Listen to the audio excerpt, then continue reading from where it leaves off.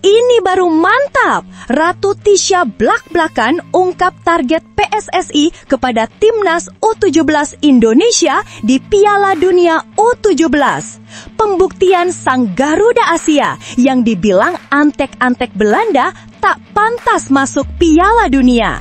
Fans Timnas wajib simak dan dukung terus perjuangan Garuda.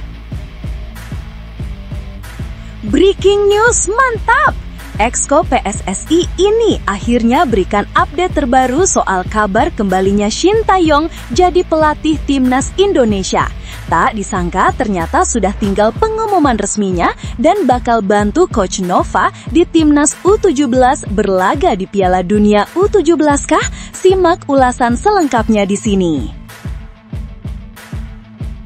Super sensasional! Pemandu bakat dikonfirmasi bertebaran di Piala Dunia U17 2025, waktu yang tepat skuad Garuda Asia manfaatkan kesempatan. Benarkah tim scouting dari PSG, Man City, hingga Real Madrid ditugaskan khusus untuk amati skuad Indonesia U17 karena ada beberapa pemain muda yang menarik perhatian? Simak ulasan selengkapnya berikut ini. Musibah besar menghantam. FIFA resmi tolak banding FAM dalam kasus 7 pemain keturunan bodong Malaysia.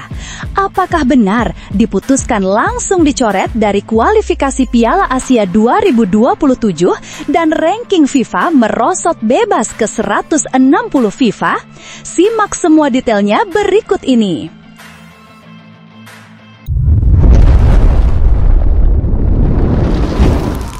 Sebelumnya mohon subscribe channel ini dulu supaya nggak ketinggalan berita terupdate Timnas Indonesia.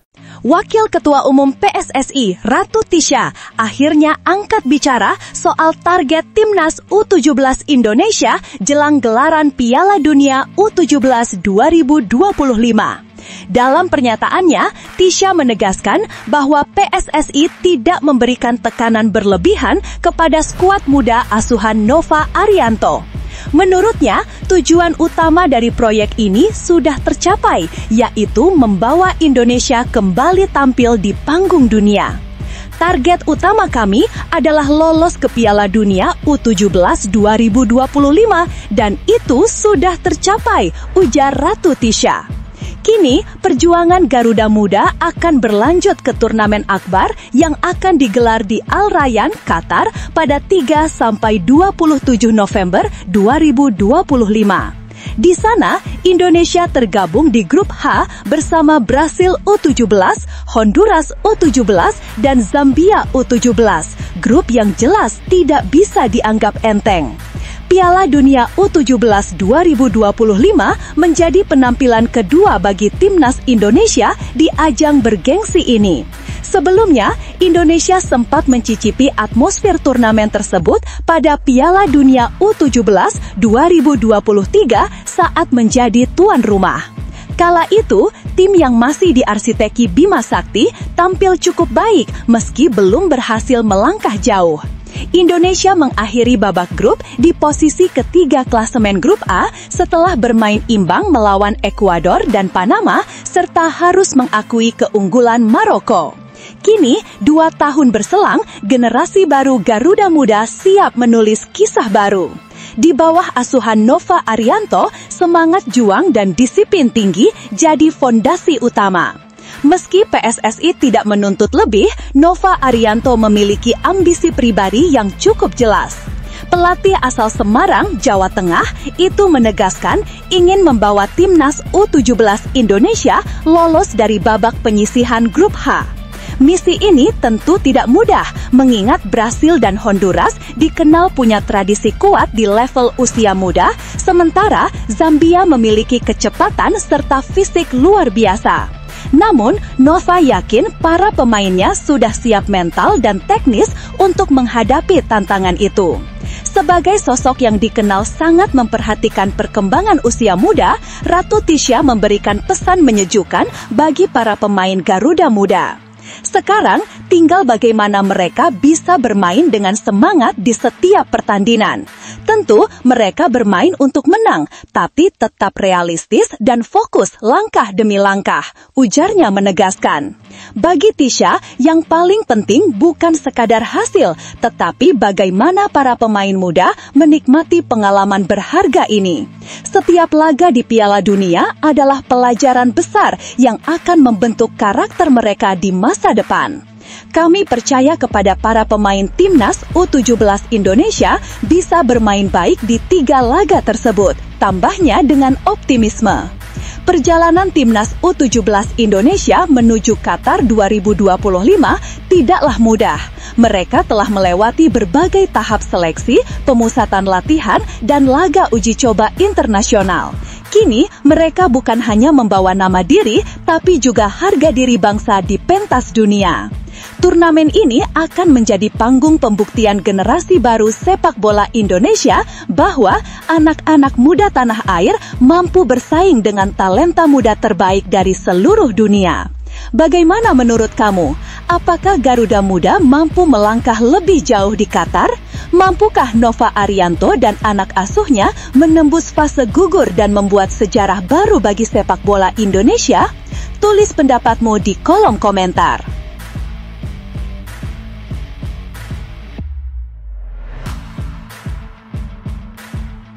Super sensasional! Pemandu bakat dikonfirmasi bertebaran di Piala Dunia U17 2025, waktu yang tepat skuad Garuda Asia manfaatkan kesempatan.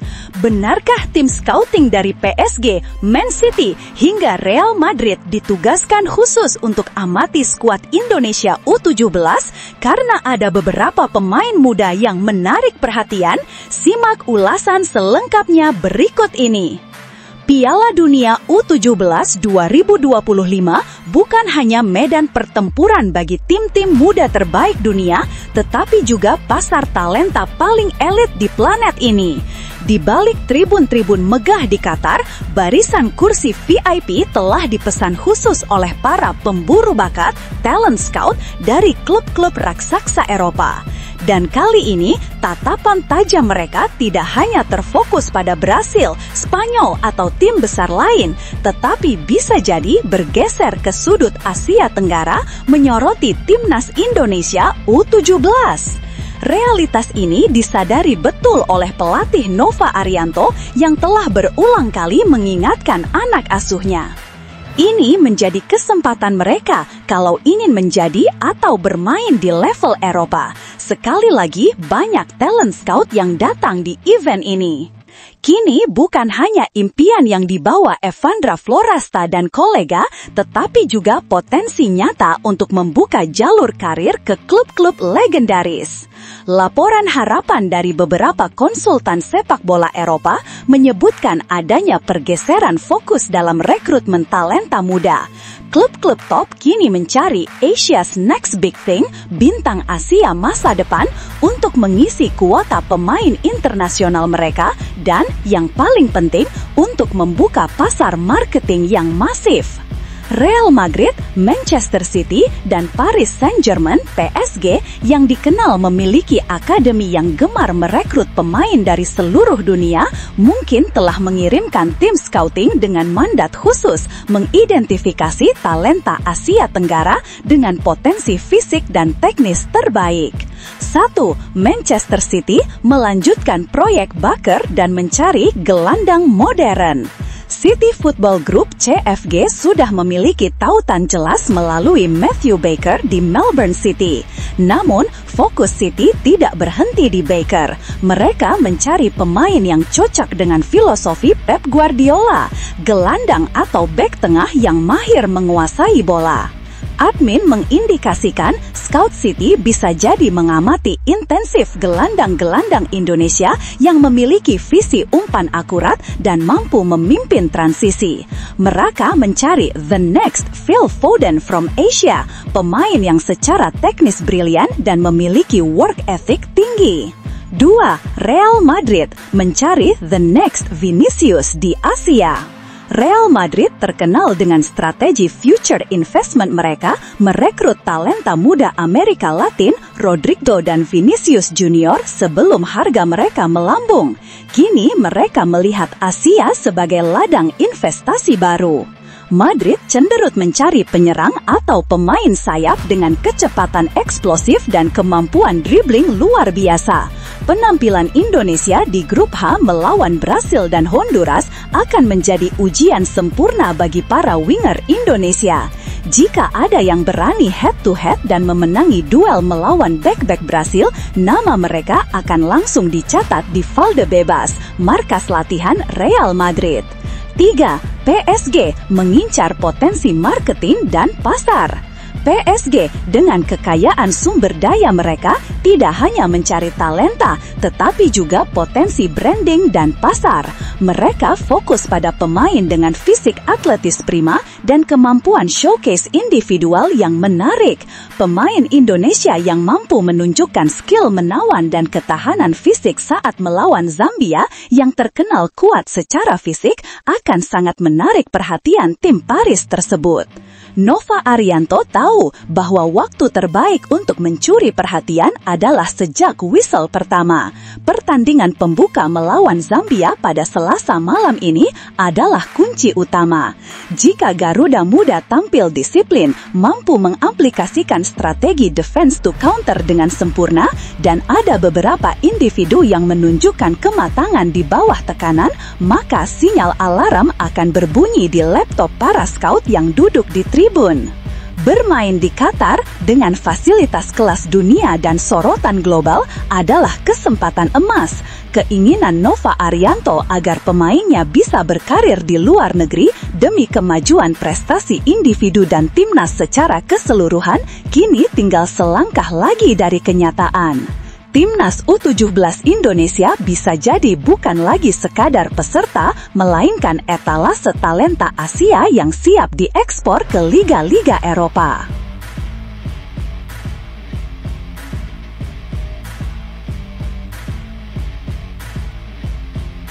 Breaking news mantap! Exco PSSI ini akhirnya berikan update terbaru soal kabar kembalinya Shin Tae-yong jadi pelatih Timnas Indonesia. Tak disangka ternyata sudah tinggal pengumuman resminya dan bakal bantu Coach Nova di Timnas U17 berlaga di Piala Dunia U17 kah? Simak ulasan selengkapnya di sini. Rumor kembalinya Shin Tae-yong melatih Timnas Indonesia akhirnya dibantah tegas oleh anggota Exco PSSI Vivin Cahyani Sungkono. Ia memastikan kabar tersebut tidak benar dan tidak memiliki dasar yang valid. Kami ingin meluruskan bahwa berita mengenai kembalinya pelatih Shin Tae-yong itu adalah berita tanpa dasar dan tidak valid, ujar Vivin Cahyani Sungkono dikutip dari Antara News. Pernyataan tegas ini sekaligus mematahkan spekulasi yang sempat ramai di kalangan pecinta sepak bola tanah air.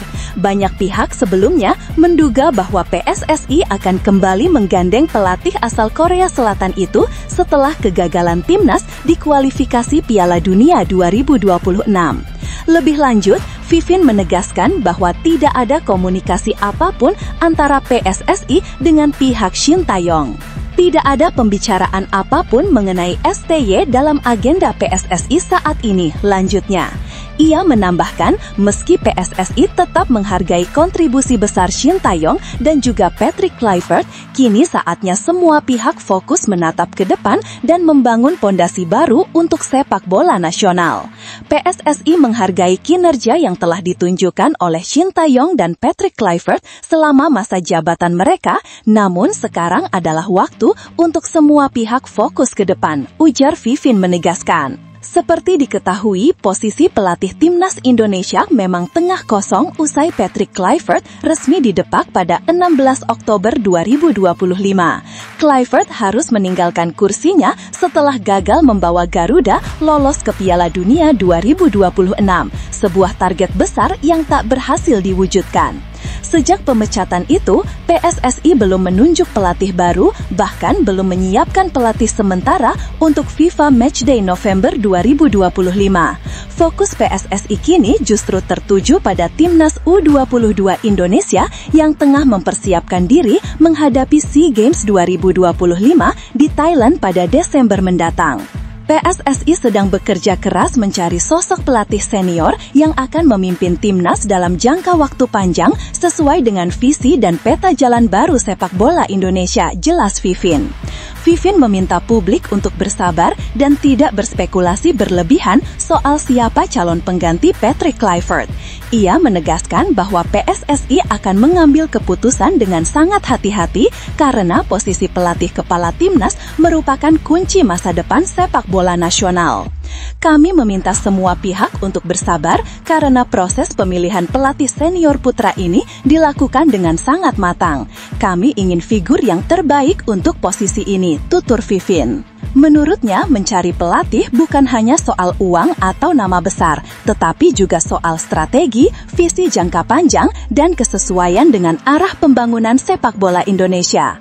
Prestasi dalam sepak bola adalah investasi yang tidak hanya berkaitan dengan biaya, tetapi juga memerlukan waktu dan strategi yang tepat tambahnya. Hingga berita ini ditulis, PSSI belum mengumumkan siapa saja kandidat pelatih baru yang sedang dipertimbangkan. Namun yang pasti, mereka tengah memburu sosok berpengalaman yang mampu membawa Garuda kembali bersinar setelah kegagalan di babak kualifikasi Piala Dunia 2026. Selain Kluivert, seluruh asisten pelatih asal Belanda juga ikut didepak. Artinya, tim pelatih akan benar-benar dibangun dari awal oleh sosok baru yang akan datang. Bagaimana menurut kamu? Apakah menurutmu Shin Tae-yong seharusnya diberi kesempatan kedua untuk kembali menangani timnas Indonesia? Atau sudah saatnya Garuda mencari pelatih baru dengan visi segar untuk membawa perubahan nyata bagi masa depan sepak bola nasional? Tuliskan pendapatmu di kolom komentar.